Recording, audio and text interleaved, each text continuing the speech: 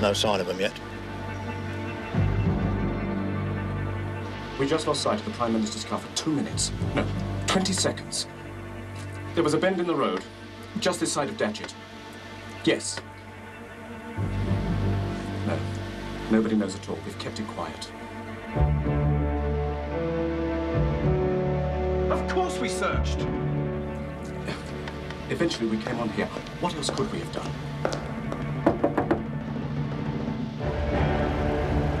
Wait a minute. Here's the Prime Minister's car now. I'll call you back.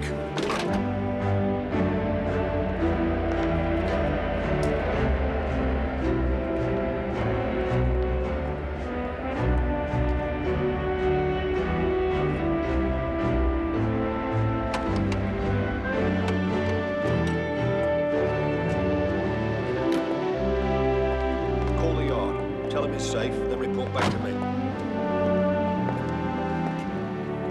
We expected you an hour ago, sir. What happened? I'm quite all right. Commander Daniels will tell you about it. I have to get some rest. Good night, sir.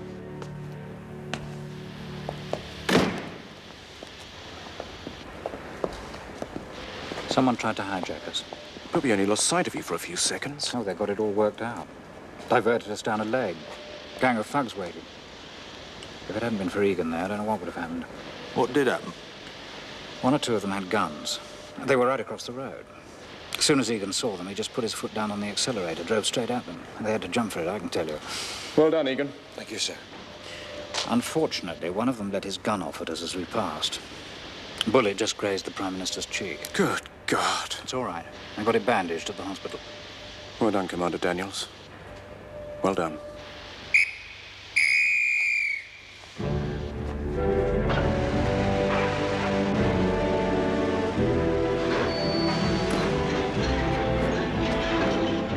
I wonder what they can have been after, these ruffians, Hastings. Who can they have been? Well, it doesn't say. It just calls them ruffians. In the next paragraph, it says thugs. Another half-inch on the waist, Monsieur Poaro. No, Monsieur Fingler. I am exactly the same size as I was last year. It is your equipment that is at fault. My equipment is at fault. A person could go crazy. Every year he tells me my tape shrinks. Continue, Hastings. No, that's all there is. You want to try Savile Row? Try Savile Row. I trained those boys. Finish. First fitting Wednesday. And then we shall see if my equipment is faulty. Monsieur Fingler, shall I tell you something? Tell me, Monsieur Poirot, tell me I'm on Spieltjes. You must learn not to kvetch. I kvetch?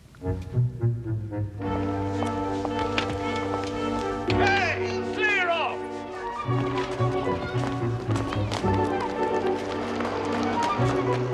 I say more, clear off, Robinson!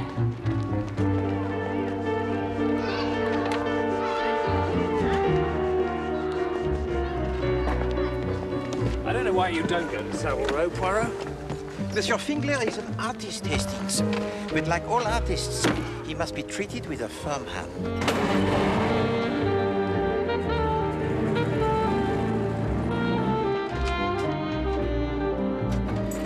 No, Hastings, one cannot take this as a serious attempt at assassination. A bunch of ruffians? A chance shot with a revolver? No. Mon ami, this is mere enfantillage. A gentleman called while you were out, Mr. Poirot. Oh, thank you, Miss Lemon. Oh, Sir Bernard Dodge. Hastings, this is indeed an honor. Is it? Oh, oui, Sir Bernard Dodge. He is permanent Under Secretary of State at the Foreign Office. He'd like you to call on him at 12 o'clock.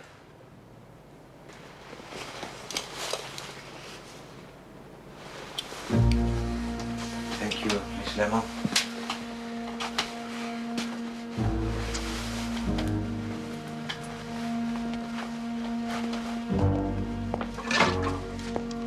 Au revoir.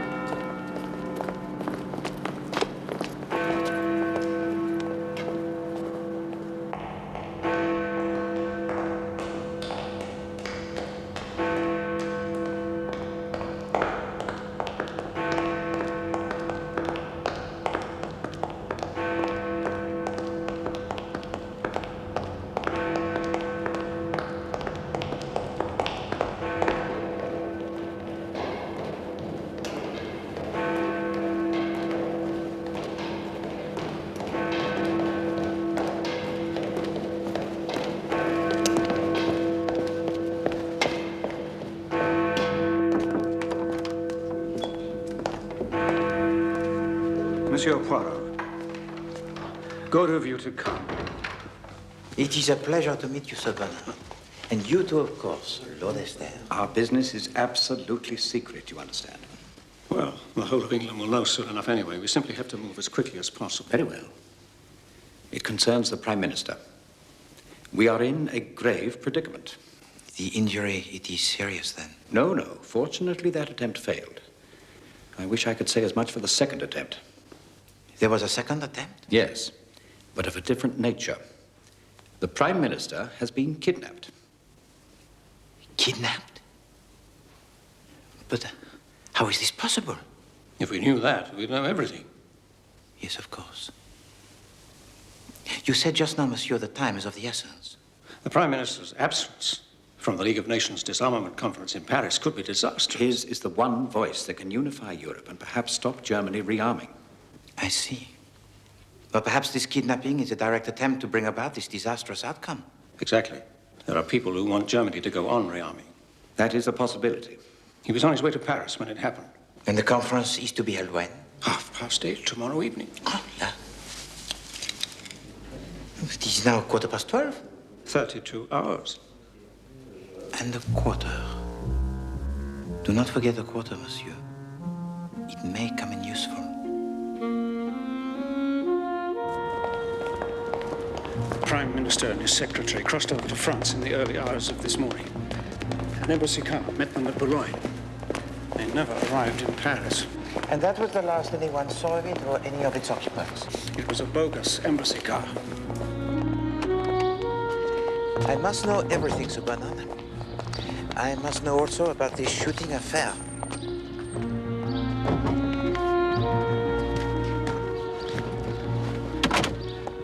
Last night, the Prime Minister, accompanied by Commander Daniels, one of his secretaries, motored down to Windsor for an audience with the King.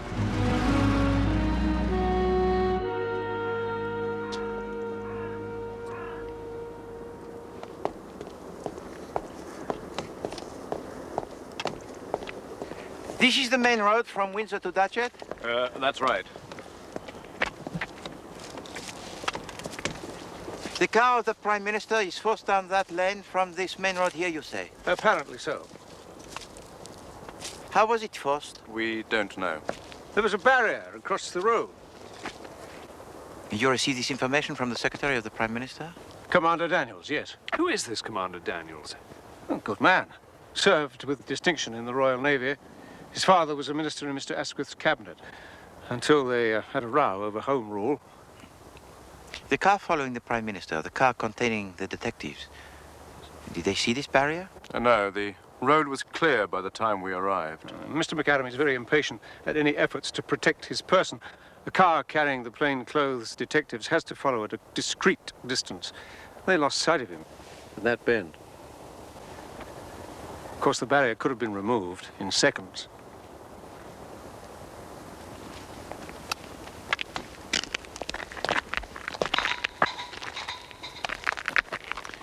The thugs are strung out across the road. The chauffeur sees them. He sees their guns. He accelerates towards them, scattering them. Yes.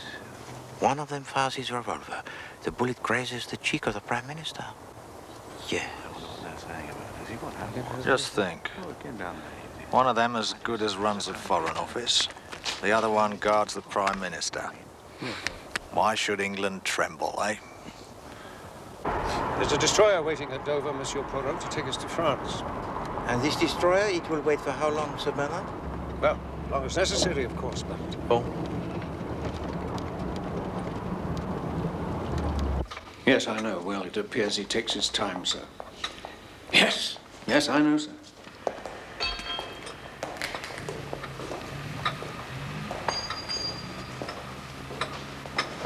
We have done all this, you know, Poirot. No blood, no bullet hole.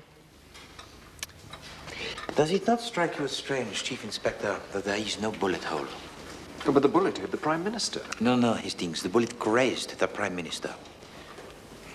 Why was there no bullet in the car? Where did it go after it grazed his cheek? No. Mr. McAdam's head was outside the car when he was shot at. When the car slowed down, he looked out of the window to see what was wrong.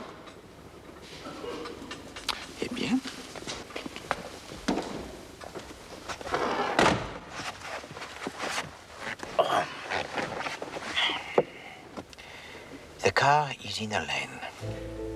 The ruffians are barring the way. Monsieur McAdam realizes that something is wrong. He opens the window.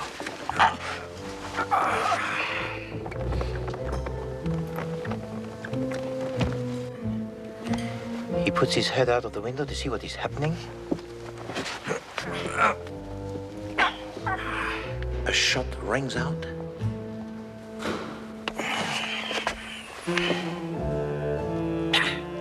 I don't know why we're wasting time on all this, Poirot.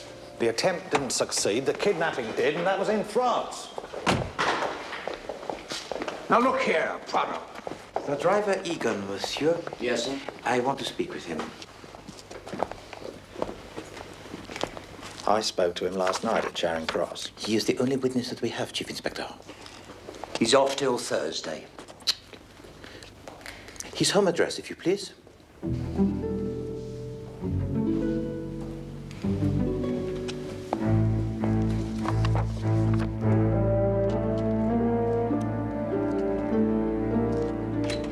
He didn't come in at all last night.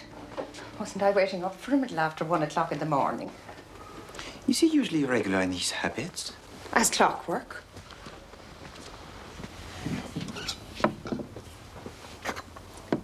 Is Monsieur Egan a fellow countryman of yours, Madame Denison? Sure, he's from County Clare, like myself. He was fortunate indeed to find such a comfortable abode and with such a charming landlady. How long has he lodged with you? 6 months next Sunday it is, sir.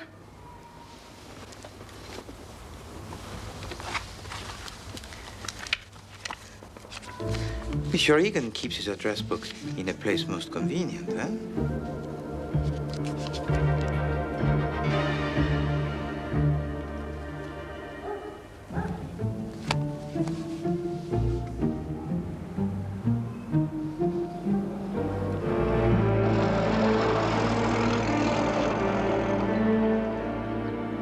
He has his own methods, Sir Bernard.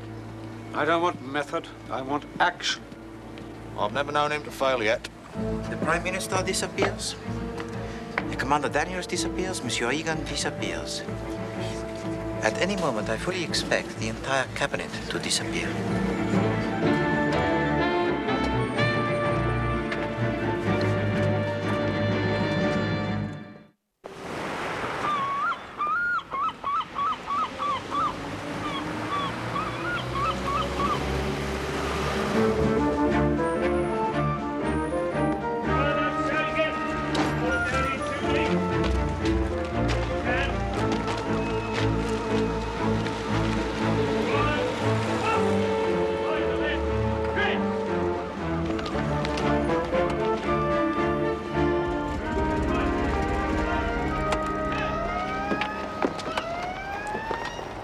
All right, Poirot. Yes. Yes, mon ami. There was a small hotel back there. It looked quite comfortable. But the ship's waiting for us. Ah.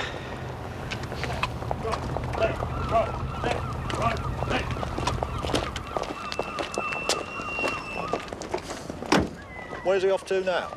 Well, I think he doesn't want to go on the destroyer. You know how seasick he gets. Seasick. I shall lose my pension if he carries on like this. When they suggested him, they asked my opinion. Oh, yes, I said. Just the man, I said. What is he doing?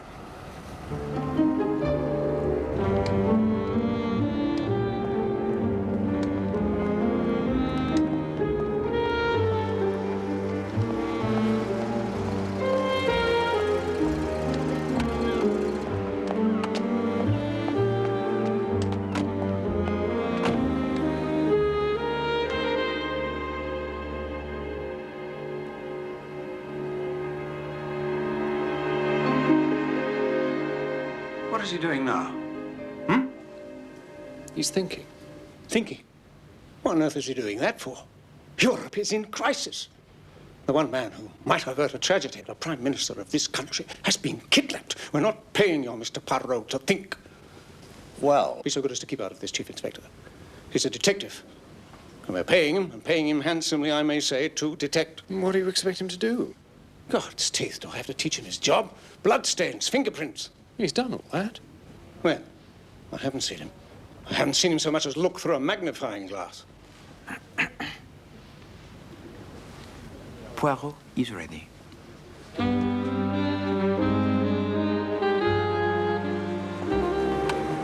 you have that list I asked you for, Chief Inspector? Excellent. Back to the docks. Back to Datchet.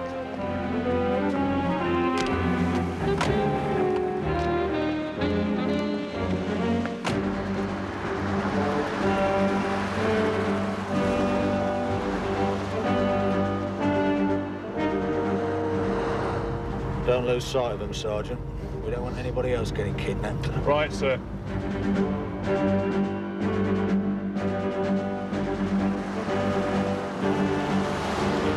He wasn't the one who went through that awful divorce last year, was he? Who wasn't, Hastings? It's Commander Daniels. Mrs. Daniels' countersuit was utterly malicious and without foundation. Ah, I remember. It was in the newspapers. It was all over the newspapers.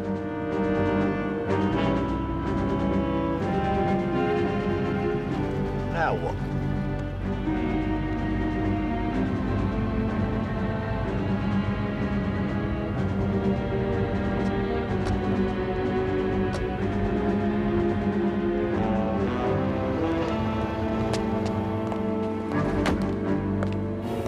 I know what he's doing, I just don't know why he's doing it.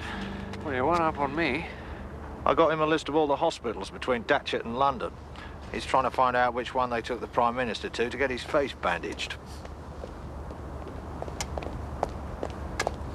Not this one.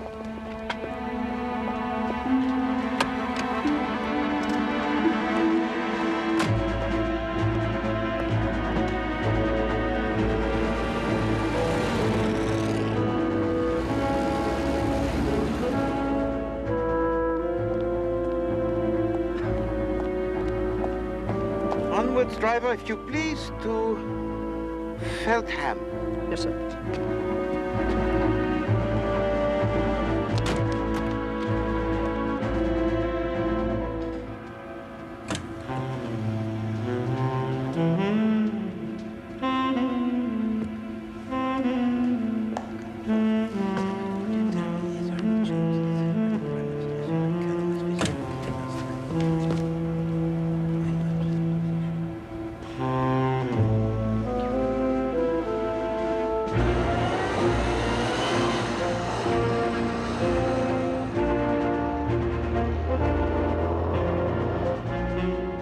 There's a cottage hospital marked here, Poaro, but it's a bit off the beaten track. And the driver was missing. Right. We can get back to Dover in an hour. We'll be in Boulogne by dawn.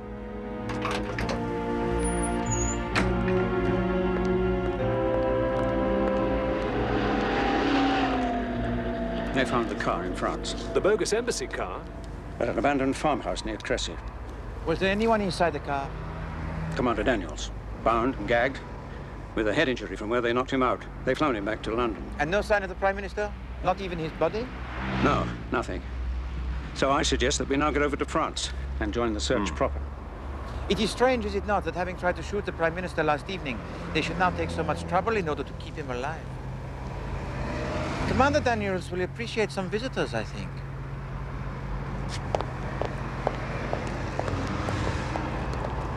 Bang goes my pension.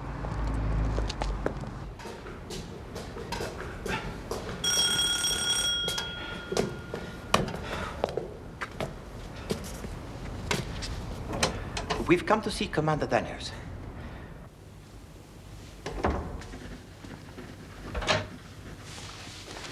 Sir Bernard Dodge and some gentlemen to see you, Commander. Show them in, Shimo. Then take my bag and unpack it, will you? Yes, sir. Gentlemen, please. Thank you. Good to see you, Daniels. Bad show, this. And I don't come out of it very well, I'm afraid, Sir Bernard. Nonsense, my dear chap. What could you do? You know Chief Inspector Jepp, I believe. We met last night. And this is Mr. Hercule Poirot and his colleague, Captain Hastings. How do you do? We are full of the apologies, Commander, but this is a matter of the greatest import. Of course. Sit down, please.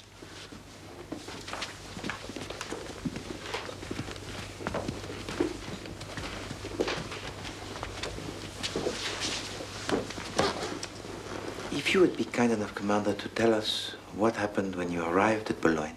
Well, Mr. McAdam had managed to get some sleep on the crossing, but he was still shaken, I could tell. There was a staff car waiting for us on the quay. Tell me about the driver. I didn't take much notice of him. One doesn't, I'm afraid. Of course. We started off for Paris.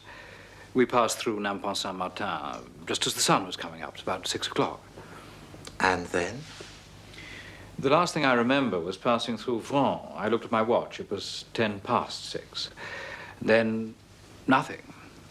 Well, nothing until 4 hours later when I woke up in the car in a spinney, very efficiently tied up and gagged. No sign of the Prime Minister. Or the driver. Or the driver. I managed to get the door open with my feet, but that's as far as I'd got when a little girl found me. I must have frightened the life out of her. Blood all over my face. Anyway, she got the local gendarme. So you remember nothing of the abduction? I'm afraid not.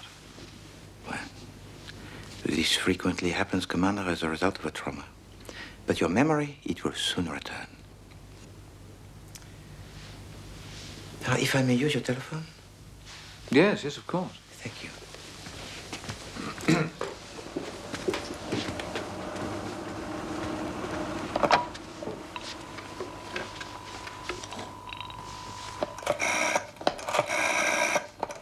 No. My friend, he will have retired for the night. Thank you, Commander Daniels. You have been most helpful. Well, I wouldn't say that. I'm preparing a report, Sir Bernard. Good. Good show, Daniels. Mon Dieu, I shall forget my own funeral. Commander, what hospital did you go to? Hospital? To get the head of the Prime Minister bandaged? Oh, yes. I don't know the name of it. I was busy attending to Mr. McAdam. I told the driver to get us to a hospital, but I didn't pay much attention, I'm afraid, to where we were going. I understand. Good night. Good night, sir. Good night.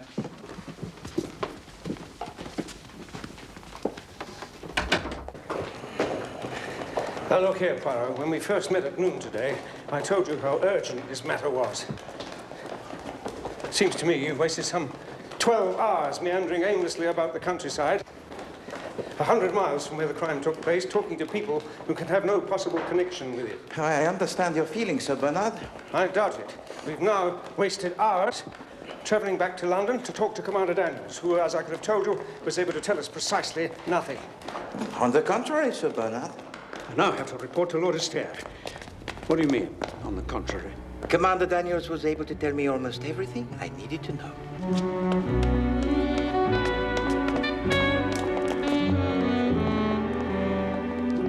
Chief Inspector, I wonder if you'd be kind enough to do something for me.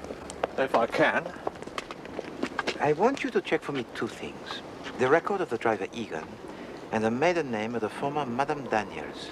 Mrs. Daniels? What on earth can that woman have to do with anything? Now, look, this is exactly what I mean. We've dealt with Egan. Egan is old news. Perhaps. But you see, the kidnappers, they always had one flaw to their plan. They knew it and they did their best to conceal it. But their best is not good enough for Hercule Poirot, perhaps. Good night, Sir Bernard. Where are you going? To bed. You don't seem to realize, Poirot, this is a national emergency. I do not intend to sleep until the Prime Minister is found. I am sure it will make you feel very virtuous, Sir Bernard, but it will not help the Prime Minister. For myself, I need to restore the little grey cells. Chief Inspector.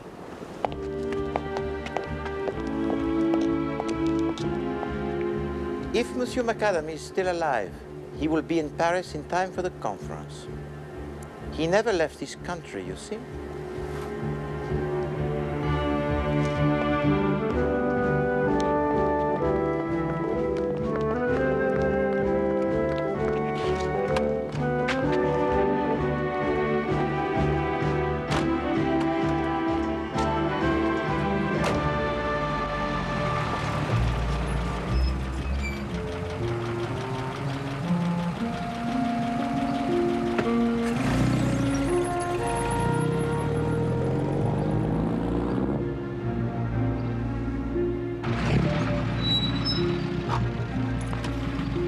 I shall go in alone, Hastings.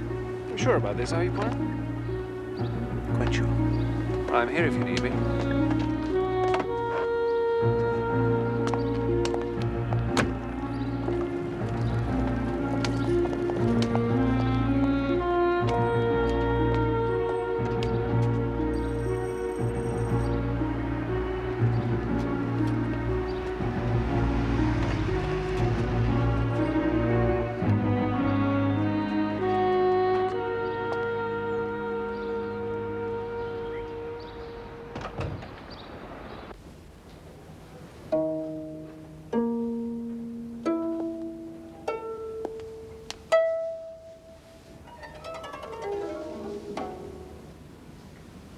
Yes, who are you?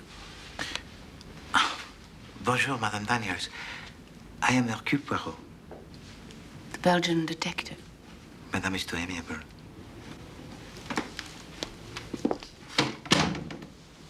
What do you want with me? Madame, I saw your former husband last night. What a treat. If he sent you here, you can leave right away. No, Madame. Commander Daniels has no idea that I am here. But he is in great trouble. Oh, how wonderful. The police suspect him of a grave crime. The police? Well, he hasn't murdered me. That's the only crime I can imagine Tony being interested in. No, Madame, it is not murder.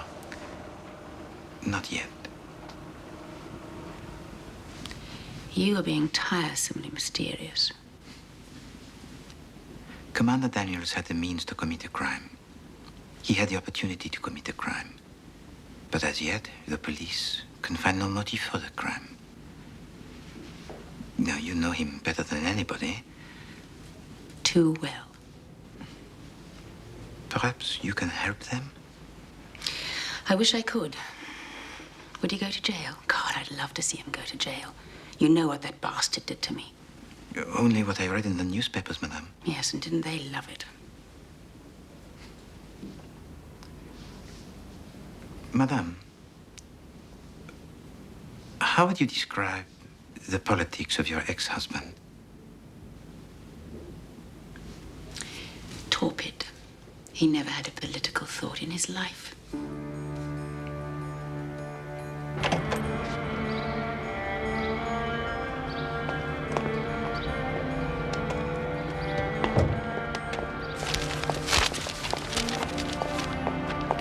How is Mrs. Daniels? Formidable. I would not wish to be her enemy, I think. You must take care, Hastings. How do you mean? I want you to wait here. When she comes out, I want you to follow her. Do not lose sight of her for 1 second. Telephone me when you can. Scotland Yard, if you please.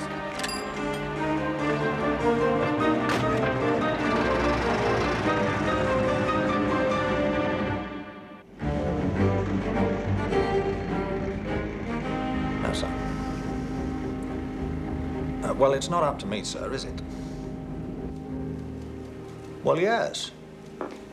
Well, I thought he was just the man for the job. Come in. No, sir. Thank you. Well, I couldn't agree with you there, sir. No, he's not slow, he's thorough. Yes, well, most of our men are already in France, sir.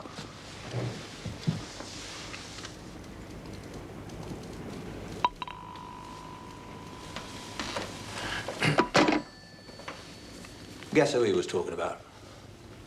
Modesty forbids, Chief Inspector. Little grey cells rested, are they? Indeed. Thank you. Do you have the information I asked you for? Ah, yes. Much good it'll do you. John Patrick Egan, born Milltown, County Clare, 1901. Van driver for removals firm until he came over to England a couple of years ago. Joined Ministry of Works as a driver mechanic 6 months later. Good references, good worker. And Madame Daniels? Maiden name Donahue. Is that not also a name of Ireland? Well, sort of. She's the third daughter of the Earl of Connemara. I don't understand what you're after, Poirot. Chief Inspector, did you ever read about the divorce of Commander Daniels? I should say I did. Very juicy. After such a divorce, having been dragged through the courts, humiliated in the newspapers, do you think the husband would keep on his desk a framed photograph of his ex-wife?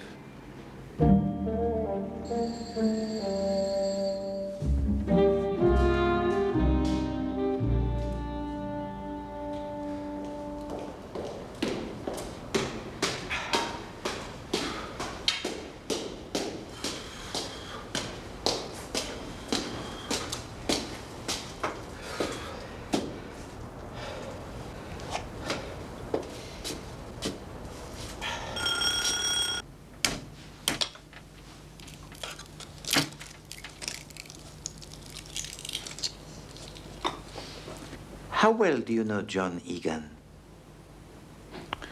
John Egan? He drove you and the Prime Minister to Windsor. Oh, Egan. Know him. He's a driver. There are 3 or 4 on call for Downing Street. But you see, Commander, he has not been seen since he drove back the car to the garage that night. Really? He did not return to his lodgings? I'm sorry. Oh, well, it is no matter. I'm sorry to have disturbed your breakfast.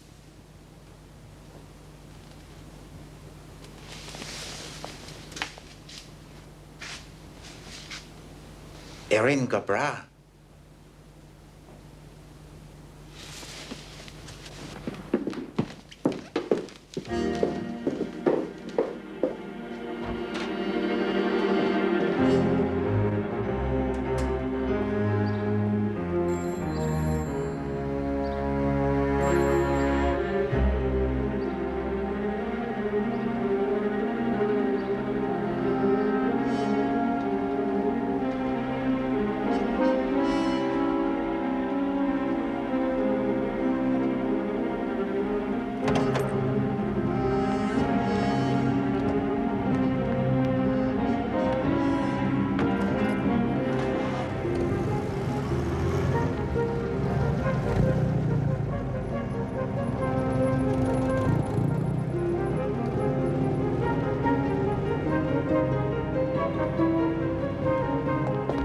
All that we can do is to wait, Chief Inspector. Miss Lemon, has Captain Hastings telephoned yet? No, Mr. Poirot. Alors. This is all very fine and large, Poirot, but what if Mrs. Daniels doesn't leave? Oh, she will have left already, Chief Inspector. For I am the Dutchman.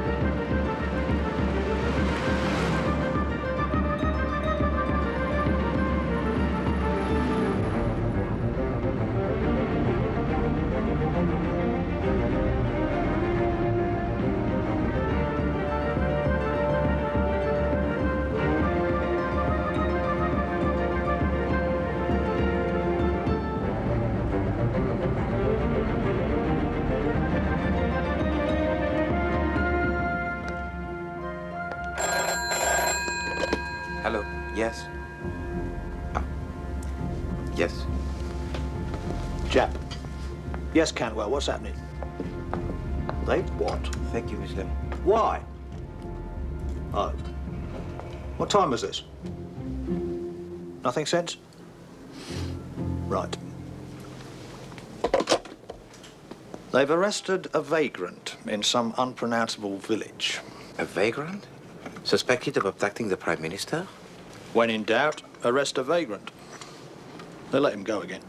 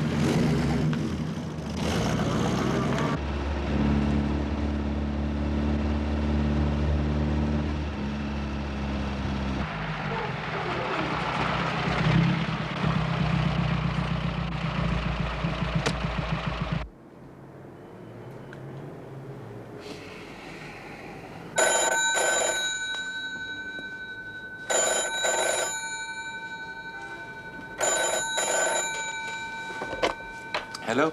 Poirot? Yes, Hastings. Where are you? I'm afraid I've lost her, Poirot. You've lost her? He's lost her. But where are you? Between Basingstoke and Andover. Let me get a map, Hastings. The map, if you please, Miss Lemon. Yeah, between Basingstoke and Andover. She turned off the main road, and we went through a village called Spratling. She must have seen me just after that. I wonder if the Daniels have any local connection, Hastings. Go back to the village and ask if Commander Daniels has a house in the neighborhood. Or you could try in the name of Donahue. What?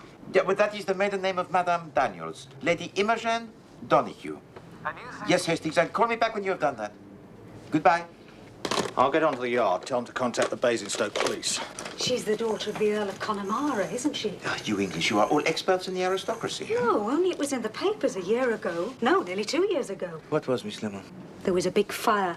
I can see the headline now. Earl's mansion destroyed. There was a picture of him. Fine-looking man, Mr. Poirot. Would you contact... Of that I have no doubt, Miss Lemon.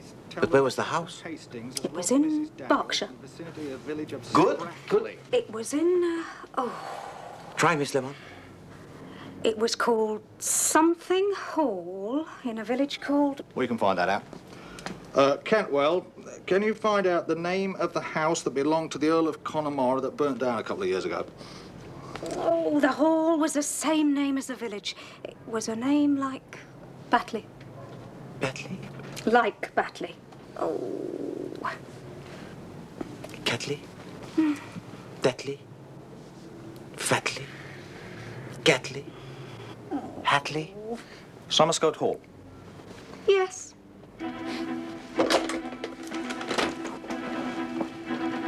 Tell that to Captain Hastings when he telephones.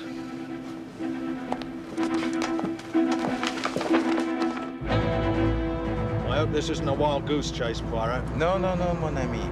The only wild goose chase they intended us to be on was in France.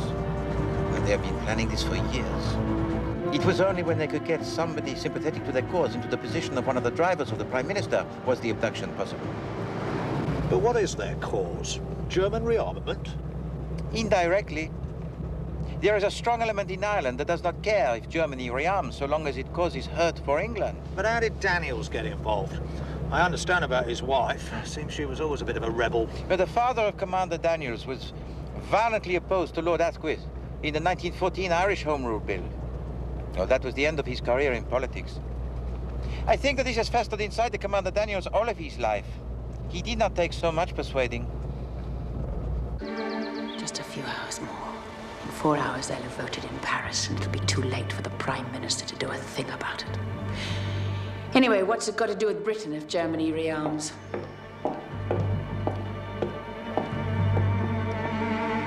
We're just coming into Somerscote now, sir.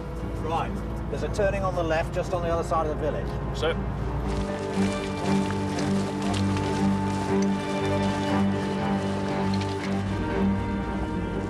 I thought this place was Summerscote, not the Sol.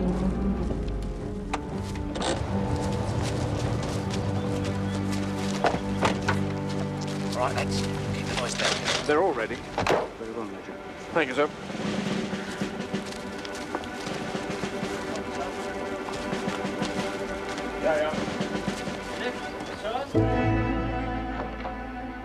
I'm sure I heard something. Maybe it's your husband. No, must have been wind.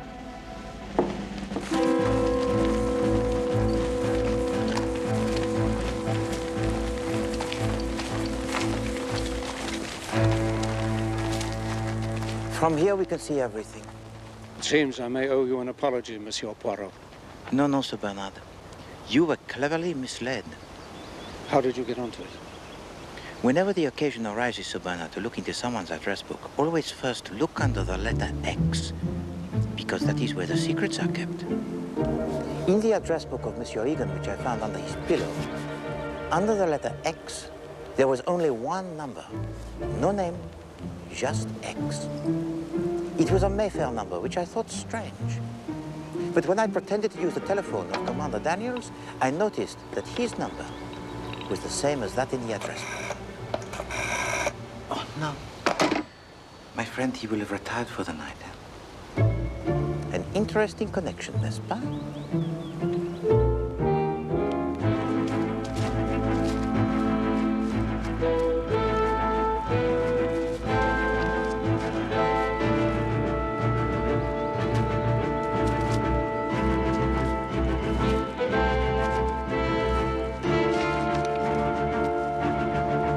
Excuse me, sir.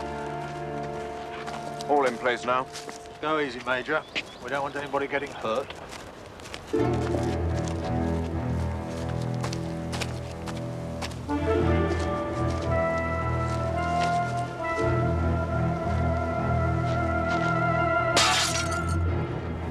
What's that? There is somebody out there.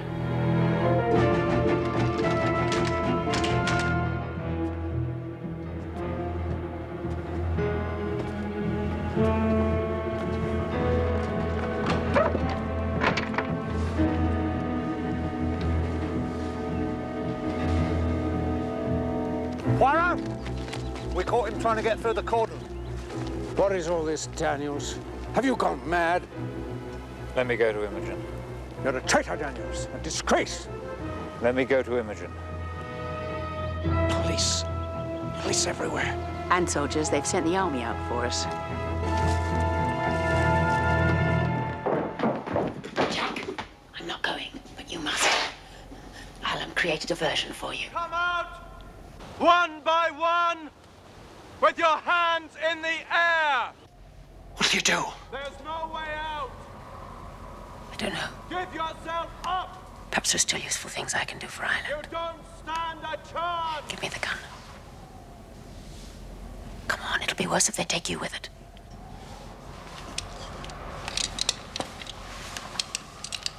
Good luck. I'm going to count to 5! 1, 2, 3, 4, 5! On the tower! It's Mrs. Daniels. Here, come back! Sergeant! Watch out! Stop it!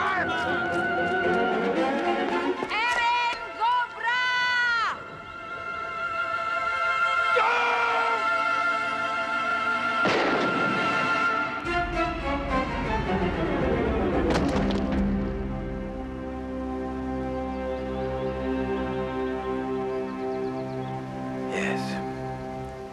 Erin Cobra. Ireland forever. Sir, there's the Prime Minister. Go and help him.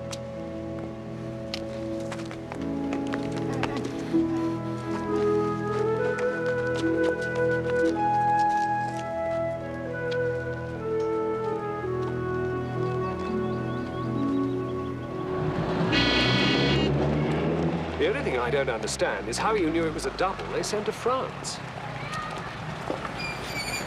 When I ascertained that the net result of the supposed assassination attempt was that the Prime Minister went to France with his face bound up, it was then that I began to comprehend. But the man who impersonated the Prime Minister was seen by everyone. No, no, Hastings. He was not seen by anyone who knew him intimately. And with his face bandaged? But now, mon ami, a far more difficult case. A fitting with Monsieur Fingler.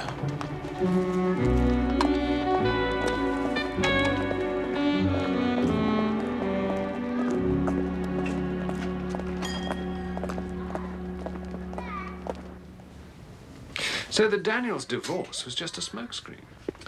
The purest theater, Hastings. To ensure that the last thing anyone could suspect was collusion between those two. They loved each other, yes, but they were willing to sacrifice that and everything else for their cause. You know, Hastings, the worst kind of fanatic is the quiet, unobtrusive fanatic. And the worst kind of customer is the customer who can't keep still. Monsieur Finger, this jacket, it is too tight. Oh, it is too tight, is it? Yes, I shall scarcely be able to button it up. Do you know why it is too tight? Because you made it too small. No, no, no, no. Because you have grown too big. This jacket has been made by last year's measurements. Now, are we having a fitting of what?